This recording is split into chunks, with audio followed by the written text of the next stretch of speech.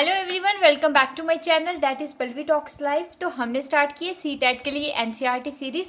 तो आज है हमारा 8th क्लास का lesson number 11 that is keeping time with skies. इसमें मून के बारे में ही है, ज़्यादा कुछ खास इसमें था नहीं, थोड़ा सा ही लेसन है। तो मेन जो भी था मैंने वो नोट डाउन कर लिया है, तो आप देख लो।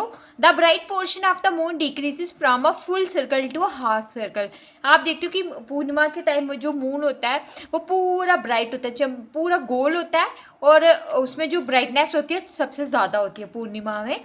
उसके बाद वो हाफ सर्कल में कन्वर्ट होना शुरू हो जाता है, डिक्रीज होती है उसकी लाइट अबाउट अ वीक। एक हफ्ते के अंदर अंदर आप देखते हो एक हफ्ता लगता है उसको, उसका जो फुल मून है वो अपना डिक्रीज करना शुरू कर देता है bright portion. The bright portion continues to shrink for another week. क्या होता है कि जो ब्राइट पोर्शन है वो वापस कंटिन्यू करता है और श्रिंक होता है, ठीक है, until it is no longer visible, जब तक कि वो मतलब दिखना बंद ना हो जाए। This 2 week period is called the warning period of the moon। Warning period of the moon. अब ये जो 2 वीक्स का पीरियड होता है जिसमें वो क्या करता है, फुल मतलब कोशिश करता है। आप देखते हो कि अमावस्या आती है ना, तो जो मून होता है वो पूरा ख़त्म हो जाता है ना। तो वही 2 वीक का जो पीरियड होता है 15 डेज बोलेंगे हम इसको। 15 डेज के बाद क्या होता है, मून टोटली डिसअपेयर होने की कोशिश करता है, ठीक है। The day when the moon appears as a full bright circle is called the full moon. जब मून पूरा दिखता है, बिल्कुल फुल होता है, फुल सर्कल होता है, पूरा एक कंप्लीट सर्कल होता है, गोल होता है और पूरा ब्राइट होता है, उसको फुल मून बोला जाता है और हम लोग उसको पूर्णिमा भी बोलते हैं। And the day when it is not visible is called the new moon. और जब वो विजिबल नहीं होता तो उसको न्यू मून बोला जाता है और अमावस्या भी बोला जाता है, ठीक है। When the bright part of the moon increases is called the waxing period. जब ब्राइट पार्ट जो मून का होता है वो इंक्रीज करना शुरू कर देता है, अमावस्या के बाद क्या होता है कि चांद वापिस बनना शुरू कर देता है वो, तो तब उस पीरियड को क्या बोल रहा है, जब उसकी जो ब्राइटनेस इंक्रीज होना शुरू हो जाती है उसको वैक्सिंग पीरियड बोला जाता है। In India waning period of the moon is generally called the Krishna पक्ष। और जो वैनिंग पीरियड होता है उसको कृष्ण पक्ष बोला जाता है, और वाइल द वैक्सिंग पीरियड इस काल द शुक्ल पक्ष। आपने सुना होगा कृष्ण पक्ष होता है 15 दिन का, 15 दिन का शुक्ल पक्ष होता है ना। तो उसी को बोल रहा है, जो बैनिंग पीरियड होता है उसको कृष्ण पक्ष बोला जाता है और जो वैक्सिंग पीरियड होता है उसको शुक्ल पक्ष बोला जाता है। वैक्सिंग पीरियड कौन सा होता है, जब bright part of the moon increase होना शुरू हो जाता है। अमावस्या के बाद वाला जो पीरियड होता है उसको शुक्ल पक्ष बोला जाता है या फिर वैक्सिंग पीरियड बोला जाता है, ठीक है। अब waxing moon is easiest to spot at sunset. अब वैक्सिंग मून आपको इजीली कब मिल सकता है, आप कब उसको देख सकते हो, सनसेट के टाइम। और जो वैनिंग मून होता है उसको आप कब देख सकते हो, एट सनराइज के टाइम, जब सूर्योदय होता है।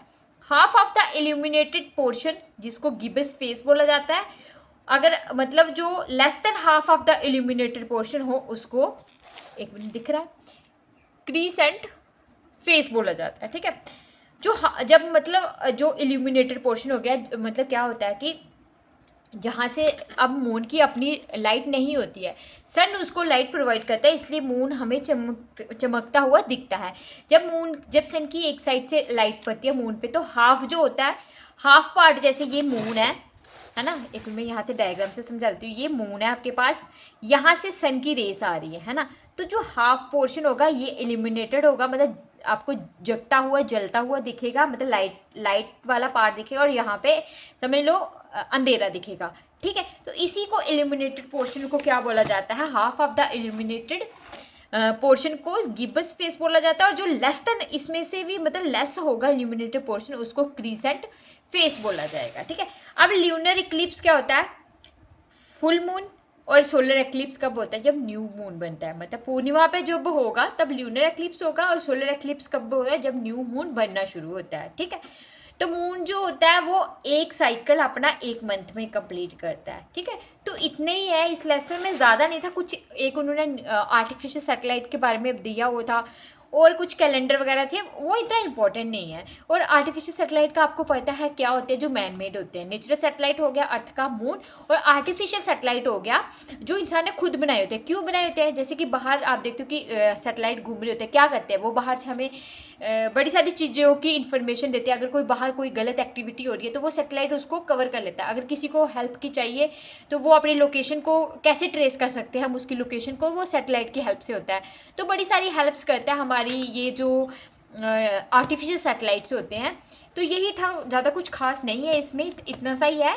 तो चलो आज मैं लाइव नहीं कर पाऊँगी, उसके लिए सॉरी। लाइव में मैंने आपको पेडागोजी करा रही हूँ, तो वो आज पॉसिबल नहीं है, तो हम कल से वापस कंटिन्यू कर देंगे। तो अभी इसके सिर्फ 2 लेसन बच गए हैं, तो कोशिश करते हैं जल्दी से जल्दी हमारी साइंस का जो है वो ख़त्म हो पाए। तो मिलते हैं नेक्स्ट वीडियो में। Till then bye bye, take care.